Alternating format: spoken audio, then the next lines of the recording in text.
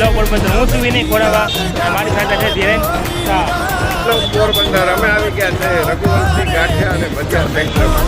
મસ્ત ગરમા ગરમ ગાંઠિયા અને સુપરમાં સુપર પકોડા અહીંયા આવશે. સાતમ આઠમમાં આવો અને મોજ કરો. રઘુવંશી ભજીયા અને ગાંઠિયા સેન્ટર એસટીની સામે. આરામ કરી લે.